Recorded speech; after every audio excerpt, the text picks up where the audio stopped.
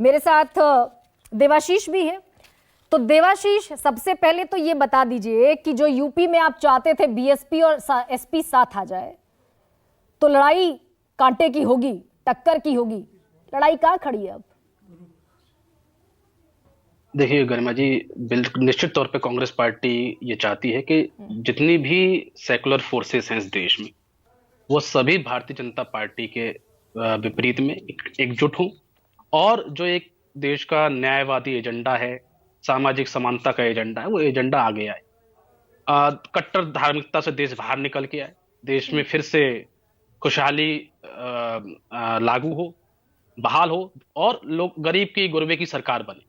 नहीं, आप फेल इस रहे मायावती को नहीं कन्विंस करने में देवाशीष। नहीं, इस थॉट प्रोसेस पे देखिए, मैं बता रहा हूँ। बहन जी की राजनीति में, बहन जी की राजनीति को मैं भी बहुत नजदीक से देखता आया हूं, और मायावती जी के जो फैसले हैं वह बोलती और दावे बहुत ज्यादा करती हैं, लेकिन धरातल से वो दावे सच्चाई से कोसों दूर है। मैं आपको ये बता रहा हूं कि इस समय जो इस देश की राजनीति को आप बहुत थोड़े से गंभीरता से देखेंगी, तो आप ये पाएंगे कि देश में भारतीय जनता पार्टी की असंवैधानिक सोच का सबसे बड़ा विरोधी अगर कुछ देश में है तो वह दलित है।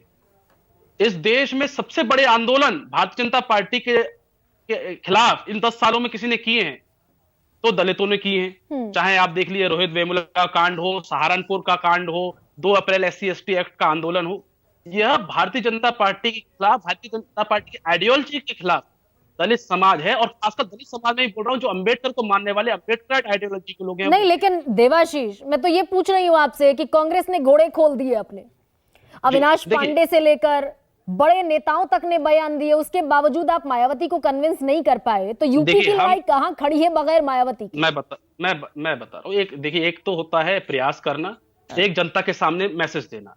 एक मैसेज क्लियर है कि भारतीय जनता पार्टी लोकतंत्र के विरुद्ध काम कर रही है, और जो लोकतांत्रिक संस्थाएं, संवैधानिक संस्थाएं को कमजोर कर रही है। ये क्लियर मैसेज। मेरा सवाल ये है, इस मैसेज को जानता है। नहीं, मैं बड़े एहतराम के साथ फिर सवाल दोहराती हूं अपना। एक सवाल ये है कि यूपी की लड़ाई अभी बगैर मायावती के कहां खड़ी है कांग्रेस के लिए?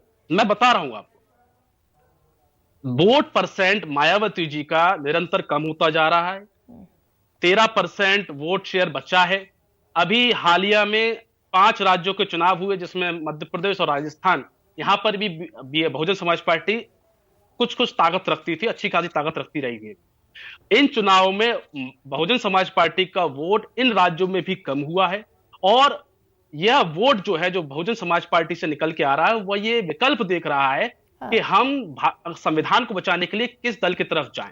तो निश्चित तौर पर हमारा प्रयास था कि मायावती जी साथ में आए। अब वो किस कारणों से और किस दबाव से वो नहीं आना चाह रही हैं, क्यों बार बार वह ये प्रयास, उनके जो बयान होते हैं वह भारतीय जनता पार्टी के खिलाफ ना होकर या तो कांग्रेस के या समाजवादी पार्टी या विपक्षी दलों के खिलाफ ज्यादा बयान होते हैं। आप देख लीजिए आप उनका ट्विटर प्रोफाइल चेक कर लीजिए। मैं बता रहा हूं, लेकिन देवाशीष, आज मुझे आप इस डिबेट में बता रहे हैं कि मायावती का वोट शेयर घटा है, और सच भी है। 2022 में घटकर 13% रह गया, 1 विधानसभा की सीट रह गई। लेकिन पुरजोर आजमाइश, पुरजोर कोशिश तो कर रहे थे आप, बिल्कुल भाई वो आपके गठबंधन का हिस्सा हो जाए, एक साझा उम्मीदवार आपका खड़ा हो जाए।